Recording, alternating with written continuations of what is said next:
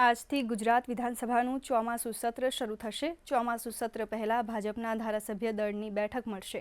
આજથી શરૂ થઈ રહેલ ચોમાસું સત્રમાં સૌપ્રથમ પૂર્વ મુખ્યમંત્રી વિજય રૂપાણી સહિત વિમાન દુર્ઘટના પીડિતોને શ્રદ્ધાંજલિ અર્પણ કરાશે। વિધાનસભાના ચોમાસું સત્રમાં કુલ 5 સુધારા બિલ રજૂ થશે, જેમાં factories bill 2025, Gujarat goods and service tax bill 2025, Gujarat જન વિશ્વાસ bill 2025, Gujarat medical practitioners bill 2025 તેમજ ગુજરાત મેડિકલ ઇન્સ્ટિટ્યુશન્સ બિલમાં સુધારો કરવામાં આવશે।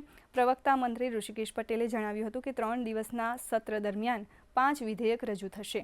શોક ઠરાવ બાદ આજની કામગીરી મુલતવી રહેશે। વિધાનસભામાં કરવાના થયેલા કામકાજો, પ્રશ્નોત્તરી અને બિલ, અને જો આખું સત્ર હોય, બજેટ સત્ર હોય, તો બજેટ સત્રમાં પણ બજેટની પણ રજૂઆત અને રજૂઆતના સંદર્ભે સૌ ધારાસભ્યો અને મંત્રીશ્રીઓ પોતે પોતાના વિભાગની સાથે પરામર્શ કરી અને સારામાં સારી વાત અને જે વાતો બજેટમાં રજૂ થઈ એ લોકો સુધી પહોંચાડવાનું કામ કરતા હોઈએ છીએ।